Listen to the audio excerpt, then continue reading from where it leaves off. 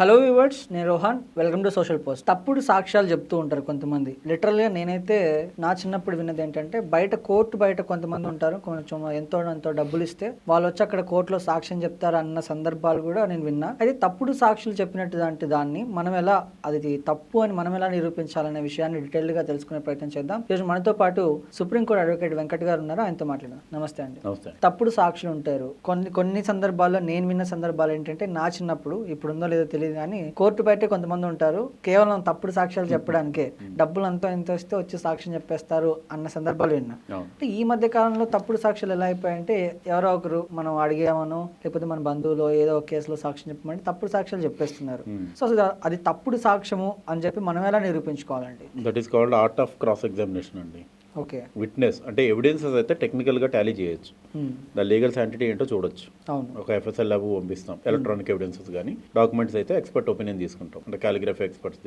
కానీ విట్నెసెస్ అంటాం, live witnesses అని, వాళ్ళు ఇచ్చే స్టేట్మెంట్ మనం స్టేట్ విట్నెసెస్ కింద అంటే మనం కన్సిడర్ చేస్తాం. ఓకే, వాళ్ళని అంటే వాళ్ళు ఇచ్చే స్టేట్మెంట్ రిలవెంట్ కేసుకి ఎటువంటి సంబంధం లేదు, వాళ్ళు రాంగ్ స్టేట్మెంట్ ఇస్తున్నారని ప్రూవ్ చేయాలంటే only through cross examination.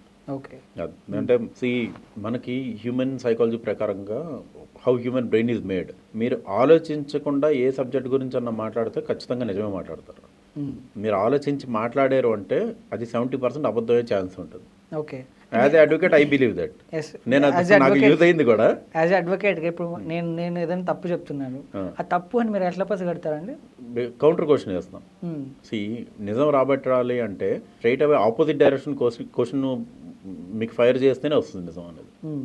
First అదే అడ్వకేట్గా ఐ విల్ టెల్ యూ, ఇది మీరు వృత్తి రహస్యం అనుకోండి, ఏదన్నా అనుకోండి. నేను ఫాలో అయ్యేది ఏంటి అంటే, ఒక వ్యక్తి నుంచి నిజం రాబట్టాలి అంటే first I will get tune to him. నేను ఫస్ట్ సైకలాజికల్గా మీ దారిలోకి వస్తాను, మీ దారిలోకి వచ్చి తర్వాత మిమ్మల్ని నా దారిలోకి తెచ్చు, అప్పుడు నిజం అనేది బయటకు వస్తుంది. That depends on how you have learned your art of cross examination. ఏ సీనియర్ దగ్గర నేర్చుకున్నారు. లాలో ఏంటంటే సీనియర్ దగ్గర పోవాల్సిన నెసెసిటీ దీనివల్లే. Okay. See, the minute I get tuned to you, you will start believing me కదా. దెన్ మీరు మీ మైండ్ ఓపెన్ చేసి మాట్లాడతారు నాతో, అప్పుడు నాకు కావాల్సిన నిజం మీ నుంచి రాబట్టు.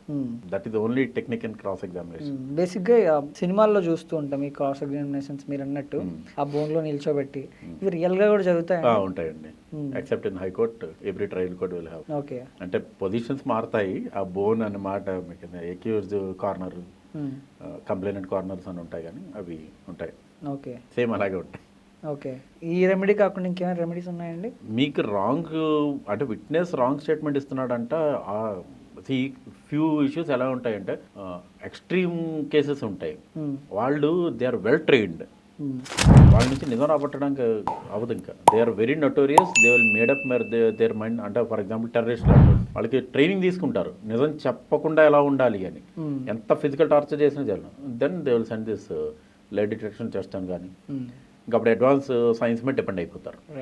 వాడు అబద్ధం చెప్పాడు అంటే, చిన్న అఫెన్స్ ఉందనుకోండి, 498A కేసులో రిలేటివ్స్ వచ్చి అబద్ధం సాక్ష్యం చెప్పారు, దాన్ని డిస్ప్రూవ్ చేయడం ఈజీయే.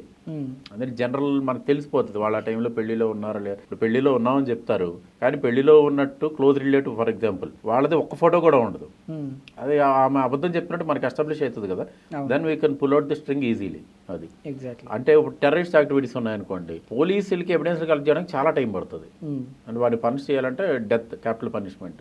అది level of seriousness of case బట్టి ఉంటుంది అనమాట. అప్పుడు సాక్ష్యం చెప్తున్నాడు అంటే అప్ టు మీకు మర్డర్ కేసు వరకు కూడా ట్రైల్లో మ్యాక్సిమం మర్డర్ కేసెస్ ఉంటాయి హైయెస్ట్.